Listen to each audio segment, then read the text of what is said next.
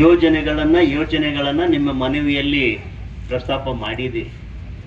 ಇವೆಲ್ಲವೂ ನ್ಯಾಯಯುತವಾದ ಬೇಡಿಕೆ ಅಂತ ನಾನು ಒಬ್ಬ ಅಧಿಕಾರಿಯಾಗಿ ನಿಮಗೆ ಹೇಳಕ್ಕೆ ಇಷ್ಟಪಡ್ತೇನೆ. ಈ ಮುಂದಿನ ಬಡ್ಜೆಟ್ನಲ್ಲಿ ಮಾನ್ಯ ಮುಖ್ಯಮಂತ್ರಿಗಳು ಮತ್ತು ಮಾನ್ಯ ಸಚಿವರು ನೀವು ವಸತಿ ಸೌಲಭ್ಯದ ಬಗ್ಗೆ ಏನು ಯೋಚನೆ ಮಾಡಿದ್ದೀರಿ ಅದು ಚರ್ಚೆ ಹಂತದಲ್ಲಿದೆ. ಒಂದಿಲ್ಲ ಒಂದು ರೂಪದಲ್ಲಿ ಅದು ಬಂದೇ ಬರ್ತದೆ ಅಂತಕ್ಕಂಥ ಮಾತನ್ನು ನಾನು ಹೇಳಕ್ಕೆ ಇಷ್ಟಪಡ್ತೇನೆ. ಈ ನೋಂದಣಿ ಬಗ್ಗೆ ಹೇಳಿದಿರಿ. ಮೊದಲು ನಾವೆಲ್ಲ ಸೇವಾ ಸಿಂಧು ಅಲ್ಲಿ ನೋಂದಣಿಯನ್ನು ಮಾಡ್ತಾ ಇದ್ದೀವಿ. ಈಗ ನೀವೇ ಹೇಳಿದ ಹಾಗೆ ನಮ್ಮದೇ ಆದಂಥ ಮಂಡಳಿಯ ಒಂದು ಹೊಸ ತಂತ್ರಜ್ಞಾನವನ್ನು ತಾಂತ್ರಿಕತೆಯನ್ನು ಅಳವಡಿಸಿಕೊಂಡಿದ್ದೇವೆ. ಅದು ಟ್ರಯಲ್ ಆ್ಯಂಡ್ ಎರರ್ ಮೆಥಡ್ನಲ್ಲಿದೆ. ಸಹಜವಾಗಿ ಯಾವುದೇ ಪ್ರಾರಂಭ ಆದಾಗ ಒಂದಷ್ಟು ಸಮಸ್ಯೆಗಳು ಬರೋದು ಸಹಜ. ಆ ಸೇವಾ ಸಿಂಧು ನೋಂದಣಿಯ ಪ್ರಕ್ರಿಯೆ ತುಂಬ ತೊಂದರೆ ಆಗ್ತಾ ಇತ್ತು ಅನ್ನೋ ಕಾರಣಕ್ಕಾಗಿಯೇ ಮಂಡಳಿ ಒಂದು ಹೊಸ ತಂತ್ರಜ್ಞಾನವನ್ನು, ಒಂದು ಸಾಫ್ಟ್ವೇರನ್ನು ಅಳವಡಿಸಿಕೊಂಡಿದೆ. ಅದರಲ್ಲಿ ಬಹುಪಾಲು ಕೆಲಸ ನಡೀತಾ ಇದೆ. ತಾಂತ್ರಿಕ ತೊಂದರೆಯಿಂದಾಗಿ ನಮಗೆ ಆಗಾಗ ಸಮಸ್ಯೆ ಬರ್ತಾ ಇದೆ. ಆ ಕಾರಣಕ್ಕಾಗಿ ಅದು ಒಂದು ವಾರ ಬಂದ್ ಮಾಡಿ ನಾವು ಅದರ ರಿಪೇರಿ ಕೆಲಸದಲ್ಲಿದ್ದೇವೆ. ಈ ಸೋಮವಾರದಿಂದ ಮತ್ತೆ ಅದು ಚಾಲನೆಯಲ್ಲಿ ಬರ್ತದೆ ಅನ್ನತಕ್ಕಂಥದ್ದು. ವಸತಿ ಬಗ್ಗೆ ಈಗಾಗಲೇ ನಾನು ಸ್ಪಷ್ಟಪಡಿಸಿದ ಹಾಗೆ ಖಂಡಿತ ಕಾರ್ಮಿಕರಿಗೆ ಒಂದು ವಸತಿ ಯೋಜನೆ ಅವಶ್ಯಕತೆ ಇತ್ತು. ಮಾನ್ಯ ಸಚಿವರು ಇದನ್ನು ಮನಗಂಡು ಚರ್ಚೆ ಮಾಡಿ, ಈಗೂ ಚರ್ಚೆ ಮೊನ್ನೆನೂ ಅವರು ಮೀಟಿಂಗ್ ಮಾಡೋದ್ರು. ಇದ್ರ ಕುರಿತಾದಂಥ ಮಾನ್ಯ ಸಚಿವರು ಮೀಟಿಂಗ್ ಮಾಡಿದ್ದಾರೆ. ಚರ್ಚೆ ಹಂತದಲ್ಲಿದೆ. ಖಂಡಿತವಾಗಿಯೂ ಕಾರ್ಮಿಕರಿಗೆ ಒಂದು ವಸತಿ ಯೋಜನೆ ಬಂದೇ ಬರ್ತದೆ ಅನ್ನುವ ಆಶ್ವಾಸನೆಯನ್ನು ನಾನು ನಿಮಗೆ ಕೊಡ್ಲಿಕ್ಕೆ ಇಷ್ಟಪಡ್ತೇನೆ. ಅಮ್ಮ ತಾಯಿ ಇರ್ಲಿ, ಇವೆಲ್ಲ ನಿಮಿಷ ಇರ್ಲಿ. ನೀವು ಈ ನೋಂದಣಿ ಕಾರ್ಮಿಕ ಕಾರ್ಡ್ಗಳ ಬಗ್ಗೆ ಮಾತಾಡಿದ್ದೀರಿ. ನಮ್ಮ ರಾಜ್ಯದಲ್ಲಿ 46 ಲಕ್ಷಕ್ಕಿಂತ ಹೆಚ್ಚು ಕಾರ್ಮಿಕ ಕಾರ್ಡ್ಗಳಿದೆ, ಕಾರ್ಮಿಕ ನೋಂದಣಿ ಆಗಿದೆ. ನಾವು ಪೈಲಟ್ ಆಗಿ, ಟ್ರಯಲ್ ಆಗಿ ಹಾವೇರಿಯನ್ನ ಪರಿಗಣಿಸಿದ್ದೀವಿ. ಅಲ್ಲಿ ಅಹವಾಲುಗಳು ಬಂದ ಮೇಲೆ ತಂಡಗಳೋಗಿ ಅಲ್ಲಿ ಸತ್ಯಾಸತ್ಯತೆ ವಿಚಾರ ಮಾಡಲಾಗಿ ಕೇವಲ 17% ನಿಜವಾದ ಕಾರ್ಮಿಕ ಕಾರ್ಡ್ಗಳು ಗೊತ್ತಾಗಿದೆ. 87% ಅನಧಿಕೃತ ಕಾರ್ಡ್ಗಳು ಗೊತ್ತಾಗಿದೆ. 2,98,000 ಕಾರ್ಡ್ಗಳಲ್ಲಿ 2,30,000 ಕಾರ್ಡ್ಗಳು ಅನಧಿಕೃತ ಅಂತ ಗೊತ್ತಾಗಿದೆ. ಕೇವಲ 48,000 ಕಾರ್ಡ್ಗಳು ಅಧಿಕೃತ ಅಂತ ಗೊತ್ತಾಗಿದೆ. ಈ ಥರದ ಅವಾಂತರಗಳಿಗೆ ನಾವು ಕಾರಣ, ಮತ್ತೆ ನೀವೆಲ್ಲರೂ ಕಾರಣ ಅಂತಕ್ಕಂಥ. ಸರ್ಕಾರ ನಿಜವಾದ ಕಾರ್ಮಿಕರಿಗೆ ಅನ್ಯಾಯ ಮಾಡಲಿಕ್ಕೆ ಬಿಡೋದಿಲ್ಲ ಅನ್ನೋ ಮಾತನ್ನು ನಾನು ಹೇಳಕ್ಕೆ ಇಷ್ಟಪಡ್ತೇನೆ. ನಾವು ಅನಧಿಕೃತ ಮಂಡಳಿಯಲ್ಲಿ ಇರ್ತಕ್ಕಂಥ ಬಡ್ಜೆಟ್ಟು ಕೇವಲ 1,000 ಕೋಟಿ ರೂಪಾಯಿ ಅಷ್ಟೇ ಇರ್ತಕ್ಕಂಥ. ನೀವು ಸ್ಕಾಲರ್ಶಿಪ್ ಬಗ್ಗೆ ಕೇಳಿದ್ರಿ. ನಾಳೆನೇ ನಾವು ಹೊಸದಾಗಿ 23-24ನೇ ಸಾಲಿನ ಸ್ಕಾಲರ್ಶಿಪ್ ಅನ್ನ ಮಕ್ಕಳಿಗೆ ಕಾಲ್ ಮಾಡ್ತಾ ಇದ್ದೇವೆ. ಅದನ್ನು ಒಂದು ನಿಮ್ಮ ಬೇಡಿಕೆ ಇತ್ತು, ಅದನ್ನು ನಾವು ಮಾಡ್ತಾ ಇದ್ದೇವೆ. ಹಳೆಯದರಲ್ಲಿಯೂ ಕೂಡ 12 ಲಕ್ಷ ಅಪ್ಲಿಕೇಶನ್ಸ್ ಬಂದಿದೆ. ಅದರಲ್ಲಿ ಅನಧಿಕೃತ ಯಾರು ಅನ್ನುವಂಥ ಗೊಂದಲದಲ್ಲಿದೆ. ಆದರೂ ಕೂಡ 9 ಲಕ್ಷ ಜನರನ್ನು ನಾವು ಪರಿಗಣಿಸಿದ್ದೀವಿ. ಈಗಾಗಲೇ 5 ಲಕ್ಷ ಜನಗಳಿಗೆ ಪೆನ್ಷನ್ ಇದು ಸ್ಕಾಲರ್ಶಿಪ್ ಹೋಗಿದೆ. 2 ಮಕ್ಕಳಿಗೆ ಹೋಗ್ಲಿಕ್ಕೆ ಅವಕಾಶ ಇದೆ. ಈಗಾಗಲೇ 1 ಮಗುವಿಗೆ ಹೋಗಿದೆ. ಇನ್ನೂ 1 ಮಗುವಿಗೆ ಕೊಡುವಂಥ ಪ್ರಯತ್ನವನ್ನು ನಾವು ಖಂಡಿತ ಮಾಡ್ತೀವಿ. ಅದನ್ನು ಮಾಡೋ ತಂತ್ರಜ್ಞಾನದ ತೊಂದರೆಯಿಂದ ಅದು ಅವಾಂತರ ಆಗಿದೆ. 1 ಮಗುವಿಗೆ ಹೋಗುವಂಥ ತಂತ್ರಜ್ಞಾನ ಇದೆ. ಇನ್ನೊಂದು ಮಗುವಿಗೆ ಹೋಗುವಂಥ ಕೆಲಸವನ್ನು ಕೂಡ ನಾವು ಮಾಡ್ತೀವಿ ಅನ್ನೋದನ್ನು ನಾನು ತಮಗೆ ಹೇಳೋಕ್ಕೆ ಇಷ್ಟಪಡ್ತೇನೆ. ಹಾಗೆ ಹೆಲ್ತ್ ಆರೋಗ್ಯ ತಪಾಸಣೆ ಬಗ್ಗೆ ಮಾತಾಡಿದ್ರಿ. ಸಹಜವಾಗಿಯೇ ಮಾನ್ಯ ಸಚಿವರು ಸಮಗ್ರವಾದಂಥ ಕಾರ್ಮಿಕರಿಗೆ ಬೇಕಾದಂಥ ಒಂದು ಆರೋಗ್ಯ ಸ್ಕೀಮನ್ನು ಯೋಚನೆ ಮಾಡುವ ನಿಟ್ಟಿನಲ್ಲಿ ಪ್ರಯತ್ನ ಮಾಡ್ತಾ ಇದ್ದಾರೆ. ಆ ಥರದ ಒಂದು ಪ್ರಯತ್ನನೂ ನಡೆದಿದೆ. ಅದರ ಭಾಗವಾಗಿ ಈಗ ಈ ಹೆಲ್ತ್ ಚೆಕಪ್ ಕ್ಯಾಂಪ್ಗಳು ಅದೆಲ್ಲವೂ ನಡೀತಾ ಇದೆ. ಅದರಲ್ಲಿ ಏನಾದರೂ ಕುಂದುಕೊರತೆಗಳಿದ್ದರೆ ಅದನ್ನು ರಿಪೇರಿ ಮಾಡುವಂಥ ಕೆಲಸವನ್ನು ಮಾಡ್ತೇವೆ ಅನ್ನತಕ್ಕಂಥದ್ದು. ಹಾಗೆ ನಿಮ್ಮ ಬೇಡಿಕೆಯನ್ನು ಕೂಡ ನಾನು ಸರ್ಕಾರಕ್ಕೆ ಮುಟ್ಟಿಸ್ತೇನೆ ಅನ್ನುವ ಮಾತನ್ನು ಕೂಡ ನಾನು ಅಲ್ಲ, ಈಗ ನಿಮ್ಮ ಮಾತನ್ನ ನಿಮ್ಮ ಮನವಿಯನ್ನು ಕೂಡ ನಾನು ಸರ್ಕಾರಕ್ಕೆ ಮನವಿ ಮುಟ್ಟಿಸ್ತೇನೆ ಅನ್ನುವಂಥದ್ದು.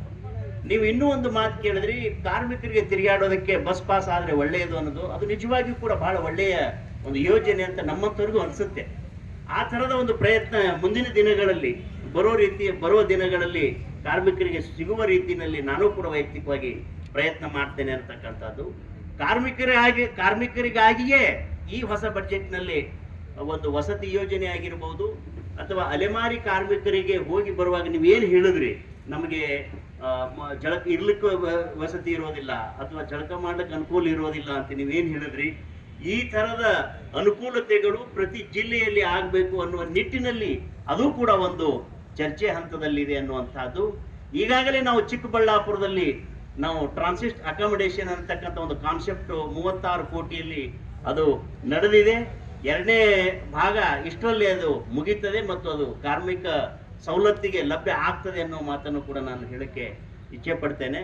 ನಿಮ್ಮ ಎಲ್ಲ ಮನವಿಗಳನ್ನು ಈ ಮದುವೆ ಹಲವಾರು ಧನ ಸಹಾಯ ಈ ಥರದ್ದೆಲ್ಲ ತಾಂತ್ರಿಕ ತೊಂದರೆಯಿಂದಾಗಿ ಆಗಿರತಕ್ಕಂಥದ್ದು. ಅದಕ್ಕಿಂತಲೂ ಮುಖ್ಯವಾಗಿ ಅರ್ಹ ಫಲಾನುಭವಿ ಯಾರು, ಅನರ್ಹ ಫಲಾನುಭವಿ ಯಾರು ಅನ್ನತಕ್ಕಂಥ ಒಂದು ಗೊಂದಲ ಇವತ್ತು ನಮ್ಮಲ್ಲೂ ಇದೆ, ನಿಮ್ಮಲ್ಲೂ ಇದೆ ಅನ್ನತಕ್ಕಂಥದ್ದು. ಆ ಗೊಂದಲವನ್ನು ನಿವಾರಣೆ ಮಾಡೋದಕ್ಕಾಗಿ ಮಾನ್ಯ ಸಚಿವರು ಈ ಕಾರ್ಮಿಕ ಒಂದು ವ್ಯವಸ್ಥೆಗೆ ಒಂದು ಭಿನ್ನವಾದ ಹೊಸ ರೂಪವನ್ನು ಕೊಡುವ, ನಿಜವಾದ ಕಾರ್ಮಿಕರಿಗೆ ಅನ್ಯಾಯ ಆಗದೇ ಇರತಕ್ಕಂಥ ಒಂದು ಹೊಸ ವ್ಯವಸ್ಥೆಯನ್ನ ರೂಪಿಸುವ ನಿಟ್ಟಿನಲ್ಲಿ ನಾವೆಲ್ಲ ಪ್ರಯತ್ನ ಮಾಡ್ತಾ ಇದ್ದೇವೆ ಅನ್ನೋ ಮಾತನ್ನ ನಿಮಗೆ ಹೇಳಕ್ಕೆ ಇಷ್ಟಪಡ್ತೇನೆ. ಇಷ್ಟರಲ್ಲಿಯೇ ಅದು ಒಂದು ಅಂತಿಮ ರೂಪ ಬರ್ತದೆ. ಕಾರ್ಮಿಕರಿಗೆ, ನಿಜವಾದ ಕಾರ್ಮಿಕರಿಗೆ ಅನ್ಯಾಯ ಆಗದೇ ಇರತಕ್ಕಂಥ ನಿರ್ವಹಣೆ ಇರುವಂತ ಒಂದು ಹೊಸ ವ್ಯವಸ್ಥೆಯನ್ನ ನಾವೆಲ್ಲರೂ ಮಾನ್ಯ ಸಚಿವರ ನೇತೃತ್ವದಲ್ಲಿ ಚರ್ಚೆ ಮಾಡ್ತಾ ಇದ್ದೇವೆ. ಅದು ಶೀಘ್ರವಾಗಿ ಇಷ್ಟರಲ್ಲಿನೇ ಅದನ್ನ ಮಾನ್ಯ ಸಚಿವರು ಕೂಡ ಅನೌನ್ಸ್ ಮಾಡ್ತಾರೆ ಅಂತಕ್ಕಂಥ ಮಾತನ್ನು ಹೇಳಕ್ಕೆ ಇಷ್ಟಪಡ್ತೇನೆ. ನಿಮ್ಮ ಎಲ್ಲ ಮನವಿಗಳನ್ನು ನಾನು ಸರ್ಕಾರದ ಗಮನಕ್ಕೆ ತರ್ತೇನೆ. ಈಗಾಗಲೇ ಇದರಲ್ಲಿ ಹೇಳಿರುವುದರಲ್ಲಿ ನಾವೆಲ್ಲರೂ ಒಂದಷ್ಟು ಕೆಲಸಗಳಲ್ಲಿ ಕಾರ್ಯ ಪ್ರವೃತ್ತರಾಗಿದ್ದೇವೆ. ನಾನು ಒಬ್ಬ ಕಾರ್ಮಿಕ ಮಗನಾಗಿಯೇ ಬಂದಿರೋದ್ರಿಂದ ನಾನು ಕೂಲಿ ಕಾರ್ಮಿಕರ ಮಗನೇ, ನಾನೇನು ಹೊಸವೇನಲ್ಲ. ಸುಮ್ಮನೆ ಈ ಸರ್ಕಾರದ ಪರವಾಗಿರೋದ್ರಿಂದ ನಾನು ಈ ಗೂಟ ಹಾಕೊಂಡು ಬಂದಿದ್ದೇನೆ. ಹಾಗಾಗಿ ನಾನು ನಿಮ್ಮೊಳಗೆ ಒಬ್ಬ ಇದ್ದವನೇ ಅನ್ನೋ ಮಾತನ್ನ ಹೇಳ್ತೇನೆ. ಪ್ರಾಮಾಣಿಕವಾಗಿ ನಿಮ್ಮ ಪರವಾಗಿ ನಾನು ಮಂಡಳಿಯಲ್ಲಿ ಒಬ್ಬ ಜಂಟಿ ಕಾರ್ಯದರ್ಶಿಯಾಗಿ ಕೆಲಸ ಮಾಡ್ತೇನೆ. ಖಂಡಿತ ಒಂದಷ್ಟು ದಿನ ನಿರೀಕ್ಷೆ ಮಾಡಿ, ಒಂದಷ್ಟು ಬದಲಾವಣೆಗಳು ಬಂದೇ ಬರ್ತದೆ ಅನ್ನುವ ಮಾತನ್ನ ಹೇಳಿ ನಾನು ಮಾತನ್ನ ಮುಗಿಸ್ತೇನೆ. ಜೈ ಹಿಂದ್, ಜೈ ಕರ್ನಾಟಕ. ನೀವು ಅದೊಂದು ಹೇಳಿದ್ರಿ, ಅದು ನನ್ನ ಸಮಸ್ಯೆ ಗಮನಕ್ಕೆ ಬಂದಿದೆ. ಅದೇನಾಗಿದೆ, ನಿಮ್ಮ ಎಲ್ಲ ಮೆಡಿಕಲ್ ಕ್ಲೇಮ್ಗಳು ಈ ನಮ್ಮ ರಾಜ್ಯದಂತೆ ಬರೋದು ಬೇಡ. ಅದು ಜಿಲ್ಲಾ ಮಟ್ಟದಲ್ಲಿನೇ ಅದಕ್ಕೆ ಅಲ್ಲಿನೇ ಒಬ್ಬರು ಡಾಕ್ಟರ್ಗಳನ್ನು ಗುರುತಿಸುವಂತ ಒಂದು ಪ್ರಯತ್ನ ಮಾಡ್ತಾ ಇದ್ದೇವೆ. ನಮ್ಮ ಇರುವ ಲಿಮಿಟೆಡ್ ಬಜೆಟ್ನಲ್ಲಿ ಸಹಜವಾಗಿ ಸಿಗೋದು ಕಷ್ಟ ಆಗ್ತಿದೆ. ಇಲ್ಲ ಅದನ್ನು ನಾನು ಖಂಡಿತವಾಗಿಯೂ ಜಿಲ್ಲಾ ಮಟ್ಟದಲ್ಲಿನೇ ಆ ಡಾಕ್ಟರ್ಗಳ ನೇಮಕ ಮಾಡಿ ನಿಮ್ಮ ಎಲ್ಲ ಕ್ಲೇಮುಗಳು ಆ ಜಿಲ್ಲಾ ಮಟ್ಟದಲ್ಲಿ ಪರಿಹಾರ ಆಗುವ ನಿಟ್ಟಿಗೆ ನಾನು ಖಂಡಿತ ಕ್ರಮವನ್ನ ಕೈಗೊಳ್ತೇನೆ ಅಂತಕ್ಕಂಥದ್ದು. ಅದ್ರ ಬಗ್ಗೆ ನಾನು ಬಗಲ್ಗುಂಟೆ ನಾನು ಹೊಸದಾಗಿ ಬಂದಿದ್ದೇನೆ. ಬಗಲ್ಗುಂಟೆದ ಬಗ್ಗೆ ಎಲ್ಲ ಅದು ತಿಳ್ಕೊಳ್ತೇನೆ.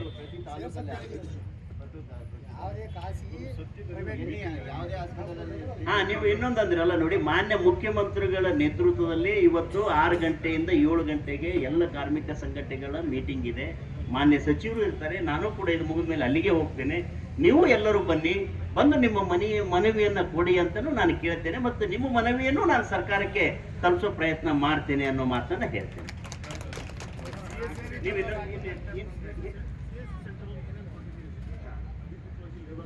ಅದೇ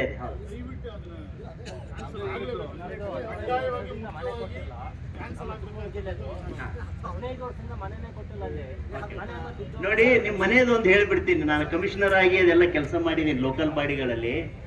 ಈ ಇಂಡಿವಿಜುವಲ್ ಯಾರಿಗೆ ಜಾಗ ಇರ್ತದೆ ಅವ್ರಿಗೆ ಮನೆ ಕೊಡಬೇಕು ಅನ್ನತಕ್ಕಂಥದ್ದು ಒಂದು ವಾದ. ಜಾಗ ಇಲ್ದವ್ರಿಗೆ ಏನ್ ಮಾಡ್ಬೇಕು ಅನ್ನೋದು ಇನ್ನೊಂದು ಪ್ರಶ್ನೆ ಹುಟ್ಕೊಳ್ತದೆ. ನೋಡಿ, ಇದ್ದವ್ರಿಗೆ ಮಾಡಬಹುದು, ಇಲ್ಲದೆ ಇದ್ದವ್ರಿಗೆ ಏನ್ ಮಾಡೋದು ಅಂತ. ಹಾಗಾಗಿ ಗುಂಪು ಯೋಜನೆಗಳು, ಮನೆಯ ಗುಂಪು ಯೋಜನೆಗಳು ಅನ್ನುವಂಥದ್ದು ಇದೆ. ಆದ್ರೆ ಜಾಗ ಇದ್ದವ್ರಿಗೂ ಕೂಡ ಈ ನಮ್ಮ ಬ್ಯಾಂಕರ್ಸ್ಗಳು, ಬ್ಯಾಂಕಿನವರು ಯಾವುದೇ ಕಾರ್ಮಿಕರಿಗೆ, ಕೂಲಿಕಾರರಿಗೆ ಅಥವಾ ಈ ಸಣ್ಣ ವ್ಯವಸ್ಥೆ ಅಂದ್ರೆ ಏನಂತೀರಿ ನೀವು, ಈ ಸಣ್ಣ ಸಂಬಳ ಬರೋರಿಗೆ ಬ್ಯಾಂಕ್ ಲೋನ್ ಕೊಡೋದಿಲ್ಲ, ಬ್ಯಾಂಕ್ ಶ್ಯೂರಿಟಿ ಕೊಡೋದಿಲ್ಲ. ಬ್ಯಾಂಕ್ ಲೋನ್ ಬರಲಿಲ್ಲ ಅಂತಂದ್ರೆ ನಿಮ್ಮ ಮನೆಗೆ ಆಗೋದಿಲ್ಲ. ಹಾಗಾಗಿ ನಮ್ಮ ಯಾವ ಯೋಜನೆಗಳು ಬ್ಯಾಂಕ್ ಲೋನ್ ಇಲ್ಲ ಅಂದ್ರೆ ಯಶಸ್ವಿ ಆಗೋದಿಲ್ಲ. ಈ ತರದ ಕೆಲವು ಸಣ್ಣ ಪುಟ್ಟ ತಪ್ಪುಗಳು ನಿಮ್ಗೆ ಎಲ್ಲರಿಗೂ ಗೊತ್ತಿರಬೇಕು. ಈಗ ಸುಮ್ಮನೆ ನಾವು ಹೇಳ್ತೀವಿ ಅನ್ನೋದು ಕೇಳುವುದಲ್ಲ, ವಾಸ್ತವ ಸತ್ಯಗಳನ್ನು ನಾವು ಪರಿಗಣಿಸಬೇಕಾಗತ್ತೆ. ಹಾಗಾಗಿ ಈಗ ಗುಂಪು ಯೋಜನೆಗಳಂತೆಲ್ಲ ಅದರಲ್ಲಿನೂ ಒಂದು ಕಾನ್ಸೆಪ್ಟ್ ಮಾಡಿದ್ದೇವೆ. ಅದನ್ನು ಹೆಚ್ಚು ಕಮ್ಮಿ ನಿಮಗೊಂದು ವ್ಯವಸ್ಥಿತವಾದ ಮನೆನೇ, ಸುಮ್ಮನೆ ಕಾಟಾಚಾರದ ಮನೆ ಆಗೋದಿಲ್ಲ ಅದು.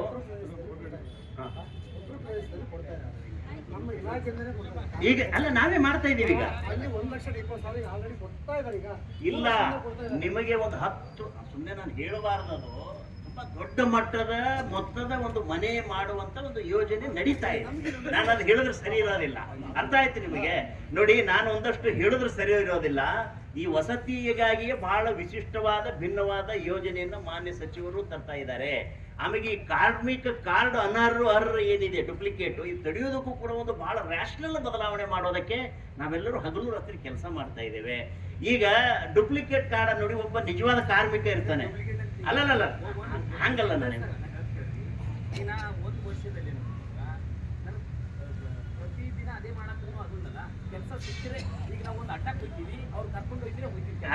ಅದೇ ಆ ತರದ ಮಾಡ್ತೀವಿ ಅದನ್ನು ಮಾಡ್ತಾ ಇದೀವಿ. ಅಲ್ಲಲ್ಲ ನೋಡಿ ಅಲ್ಲಲ್ಲ ಇಲ್ಲ ನೋಡಿ, ನಾವು ಒಂದು ಹೊಸ ಪದ್ಧತಿಯನ್ನ ಇಂಟ್ರೊಡ್ಯೂಸ್ ಮಾಡ್ತಾ ಇದೀವಿ. ಈ ಎಲ್ಲ ಸಮಸ್ಯೆಗಳು ನಮ್ಮ ಗಮನಕ್ಕೆ ಬಂದಿದೆ. ನಿಮಗೆಲ್ಲರಿಗೂ ಅನುಕೂಲವಾಗಬಹುದಾದ ಒಂದು ಹೊಸ ಪದ್ಧತಿಯನ್ನ ರೇಷನ್ ಕಾರ್ಡ್ ಮಾದರಿಯಲ್ಲಿ ಒಂದು ಇಂಟ್ರೊಡ್ಯೂಸ್ ಮಾಡ್ತಾ ಇದೀವಿ. ಅದು ಬರ್ತದೆ ನಿಮಗೆ. ಹೌದು. ಸೊ ಹಾಗಾಗಿ ಒಂದಷ್ಟು ಸಮಯ ಕೊಡಿ, ನಿಮಗೆ ಅನುಕೂಲಕರವಾದಂತ ವ್ಯವಸ್ಥೆಗಳು ರೂಪಿತ ಆಗ್ತದೆ.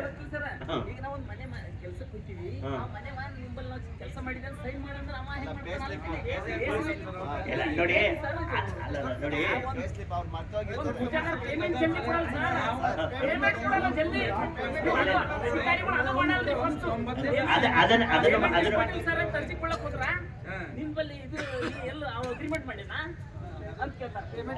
ಗೊತ್ತಿದೆ ನನಗೆ. ನೀವ್ ಹೇಳೋದು ನಿಜ ಇದೆ. ಮೇಸ್ತ್ರಿ ಅಲ್ಲಲ್ಲ, ನೀವು ಹೇಳೋದು ನಿಜ. ಮೇಸ್ತ್ರಿ, ಗುತ್ತಿಗೆದಾರ ಮತ್ತು ಓನರ್ 3 ಆಪ್ಷನ್ ಇಟ್ಟುಕೊಂಡು ಇಲ್ಲ, ನಿಜ ನಿಮ್ ಸಮಸ್ಯೆ ಅರ್ಥ ಆಗತ್ತೆ. ಗೊತ್ತಿದೆ ನನಗೆ. ಇಲ್ಲ ಅಲ್ಲ ನೋಡ್ರಿ, ಇಲ್ಲ ನಿಮ್ಮ ಸಮಸ್ಯೆ ಖಂಡಿತ ಪರಿಹಾರ ಆಗುವ ನಿಟ್ಟಿನಲ್ಲಿನೇ ನಾನು ಹೊಸ ಒಂದು ವ್ಯವಸ್ಥೆಯನ್ನು ರೂಪಿಸ್ತಾ ಇದ್ದೀನಿ. ಸ್ವಲ್ಪ ದಿನ ಟೈಮ್ ಕೊಡಿ, ಅದು ಇಂಟ್ರೊಡ್ಯೂಸ್ ಮಾಡ್ತೀನಿ. ನೋಡಿ, ಅದನ್ನ ಒಂದು ಮಾತು ಹೇಳ್ಬಿಡ್ತೀನಿ. ನೋಡಿ, ಒಂದ್ ನಿಮಿಷ ಹೇಳ್ಬಿಡ್ತೀನಿ. ರದ್ದಾಗಿರೋ ನೋಡಿಲಿ, ರಾಜ್ಯಾದ್ಯಂತ ನಕಲಿ ಕಾರ್ಡ್ ಹಾವಳಿ ಹೆಚ್ಚಾಗಿದೆ. ಅದು ರಾಜ್ಯಾದ್ಯಂತ ನಾವು ರದ್ದು ಮಾಡೋ ಪ್ರಕ್ರಿಯೆ ಚಾಲನೆಯಲ್ಲಿದೆ. ರದ್ದಾಗಿರೋ ಕಾರ್ಡ್ಗಳಲ್ಲಿ ಯಾರಾದ್ರೂ ನಿಜವಾದ ಕಾರ್ಮಿಕ ಇದ್ರೆ ಅವರಿಗೆ ನಾವು ವಿಶೇಷವಾದಂತ ಮಾನ್ಯತೆಯನ್ನು ಕೊಟ್ಟು ಅವರಿಗೆ ಸಿಗುವ ಎಲ್ಲ ಸವಲತ್ತುಗಳನ್ನು ಕೊಡೋದಕ್ಕೆ ನಾವು ಪ್ರಯತ್ನ ಮಾಡ್ತೇವೆ.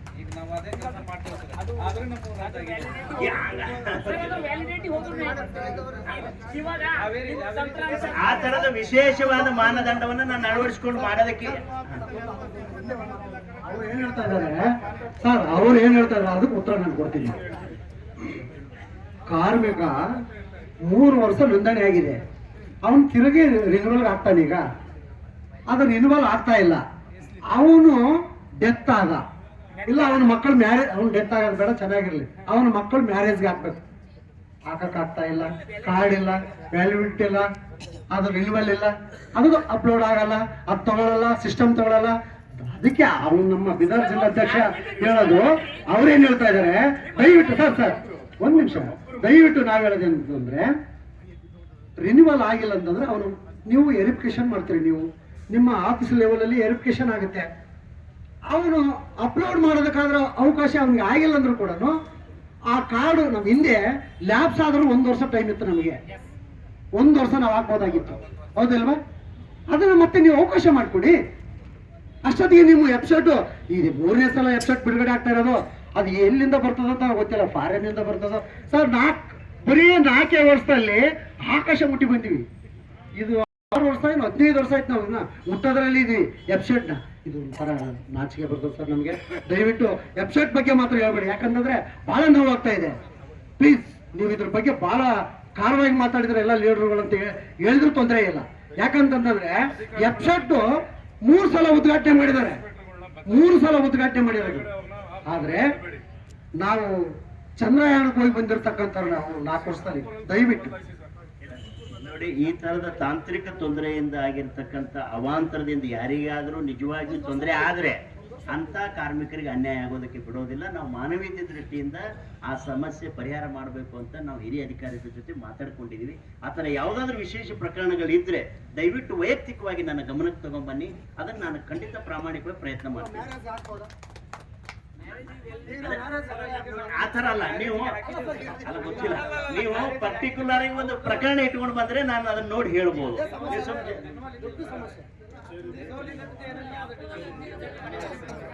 ನೋಡಿ, ಒಂದಷ್ಟು ಸಮಸ್ಯೆಗಳನ್ನ ಇಟ್ಕೊಂಡು ಬನ್ನಿ. ಆದ್ರೆ ಅಂದ್ರೆ ಯಾರ್ದು ನಿಜವಾಗಿ ತೊಂದರೆ ಇದೆ ಅನ್ನೋದನ್ನ ನಾವು ಅಧಿಕೃತವಾಗಿ ದಾಖಲೆಗಳು ಇಟ್ಕೊಂಡು ಮಾತಾಡೋಣ. ಸುಮ್ಮನೆ ಜನರಲ್ ಆಗಿ ಹೇಳಿದ್ರೆ ನನಗೂ ಗೊತ್ತಾಗೋದಿಲ್ಲ.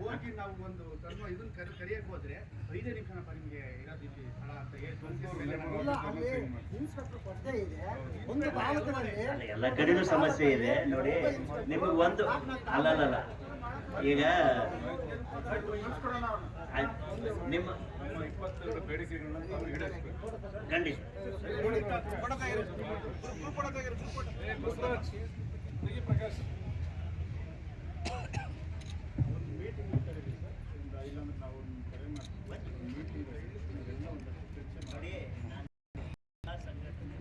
ಇದೇ 3 ದಿನ ಹಿಂದೆಗಡೆ ನಿಮ್ಗೆ ಗೊತ್ತಿಲ್ಲ, ಎಲ್ಲ ಸಂಘಟನೆಯವರು ಬಂದಿದ್ದಾರೆ.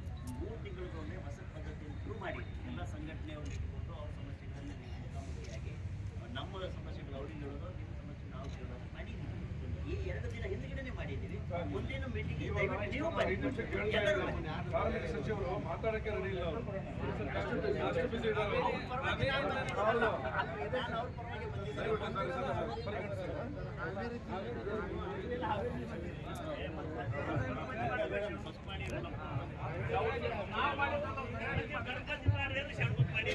ಇವತ್ತಿನ ಒಂದು ಹೋರಾಟಕ್ಕೆ ಒಂದು ಮೊದಲನೇ ಹಂತದ ಸ್ಪಂದನೆ ಸಿಕ್ಕಿದೆ. ನಮಗೆ ಮೊದಲನೇ ಹಂತದ ಸ್ಪಂದನೆ ಸಿಕ್ಕಿದೆ. ಹಾಗಾಗಿ ಯಾರು ಕಾರ್ಮಿಕ ಇಲಾಖೆಯಿಂದ ನಮಗೆ ಬಂದ